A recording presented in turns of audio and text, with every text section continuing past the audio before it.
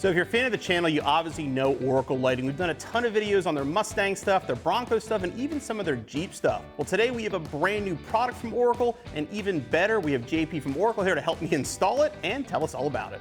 Yeah, so what we have here are our brand new dynamic color shift Black Series headlights for the 18 to 22 Ford Mustang. What you get here is an OEM style Kappa certified lamp with dynamic color shift LEDs. These also have optional turn signal and DRL functionality with an included Bluetooth controller.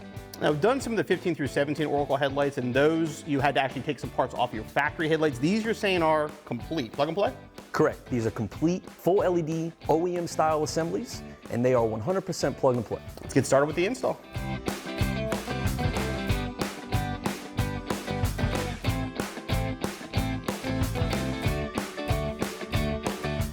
Before we jump into the installation video, if you have any questions about the tools we're using, check out cjponyparts.com/tools or click the link up in the corner for a free exclusive PDF and video showing you the tools you should have in your toolbox and how to safely and properly use them.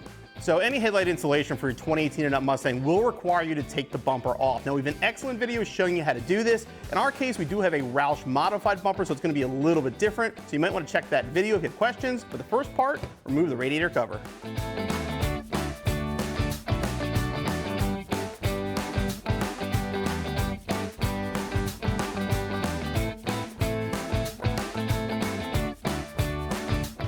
All right, so the next step is going to be to remove these 6 8mm screws as well as the 2 5.5s on the end.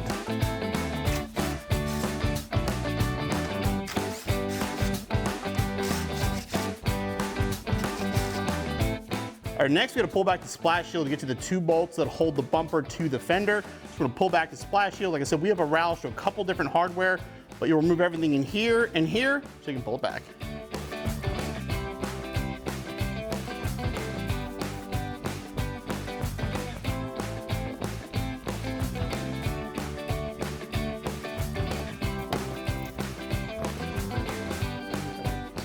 Then to separate the two, it's a 10mm nut here and another one kind of right behind it.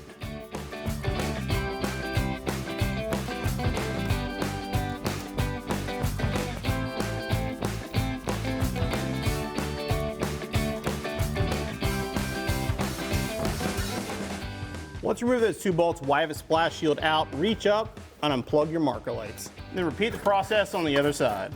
All right, so next we're going to remove the 2 outer body clips.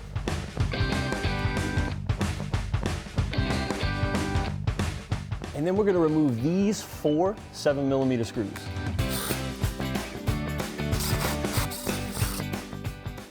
All right, so this is going to be specific to the Roush, but we also need to remove these 6 8mm screws from across the front.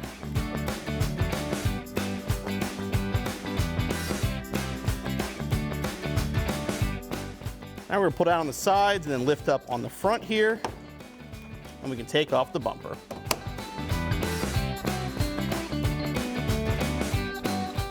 So to remove the headlight, first we need to remove this 13mm screw.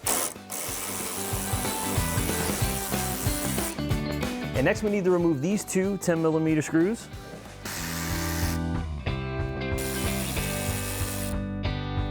So now we can pull the headlight outward. We're going to unplug our connector. And we're going to release our cable mount. All right, so we have the driver's side headlight here, and you'll notice that there's an extra cable coming out of the back. This is going to run up to the Bluetooth controller. We're going to fish that across the radiator support for now, and then we're going to get the headlight plugged in and mounted.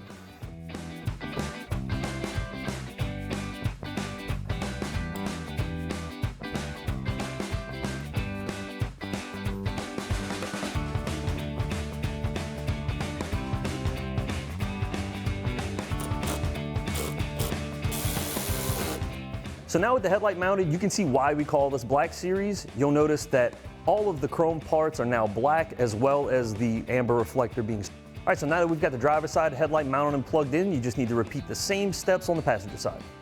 All right, so now we have both headlights mounted and our cables ran.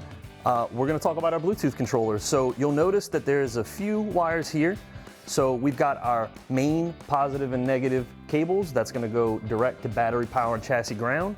And we've got some optional wires here. We've got some turn signal triggers here for a sequential amber turn signal, as well as a DRL wire for automatic white driving light. So we're gonna mount the controller using a double-sided adhesive, but first we're gonna go ahead and clean the area with alcohol just to make sure that that double-sided tape bonds nicely. Now we're gonna stick down our Bluetooth controller. So now that we have our Bluetooth controller mounted, we just need to run our positive and negative cables up to the battery jumper and the chassis ground at the strut tower.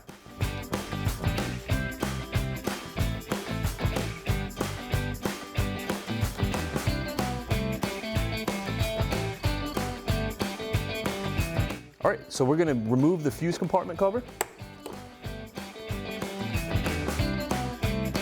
Before we start making any electrical connections, we're gonna disconnect the battery.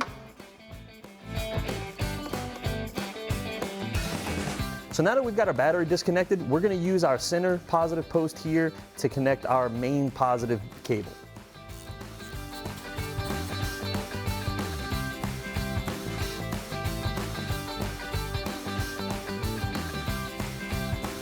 So for chassis ground, we're gonna use this factory ground cable at the strut tower. This is an 8mm screw.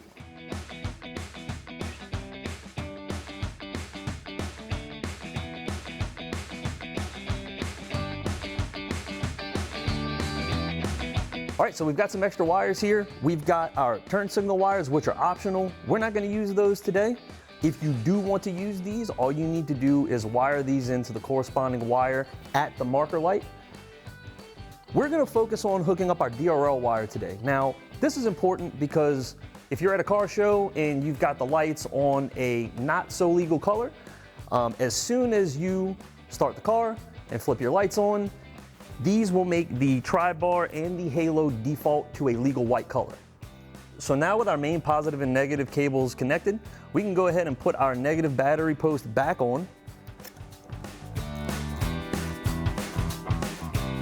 Now that we have the car re-energized, we can go ahead and test for our park light trigger for the DRL wire. These are currently blue, which will be a fast track to a ticket on public roads. So we're gonna demonstrate what this white wire does. I'm gonna touch this to our positive post, and they default to white. So we have our park lights switched on right now, and I have the marker connector here, and we're gonna use a test light to find our park light wire. And as you can see, the test light lights up. We have the purple wire with yellow tracer. So we're using a red T-tap for our connection. I'm just gonna use some pliers and clamp this down on the wire. And we're gonna crimp a male spade connector to our white wire.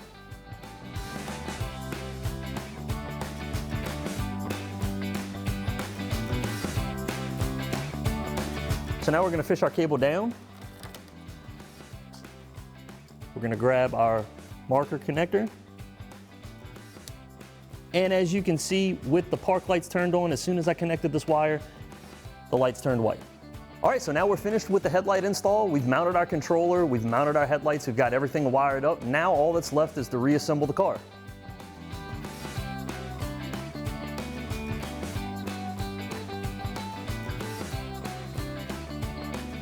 All right, so now that the install is completed and the car is put back together, we're gonna take a second to take a look at the LED Hue app. All right, so this is the first page of the LED Hue app.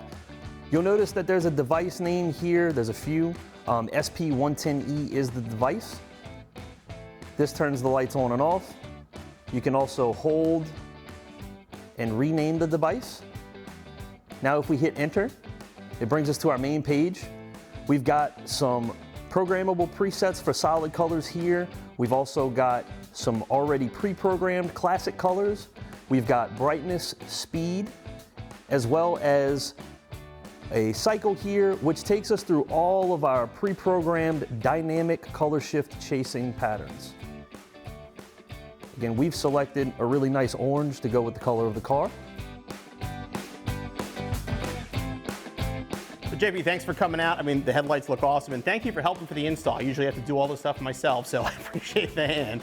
Yeah, it was a lot of fun. Now keep in mind with these lights, a couple things we want to mention. Like he said, the colors are not going to be legal on the road, so you want to hook up that light so when you have ignition, they turn to white. But if you're thinking about that DRL look and that RGB look, this is the way to get it. You don't have to take your factory headlights and cut them open and do anything like that. Plug and play replacements, they'll take you about 2 to 3 hours to install and be back on the road in no time.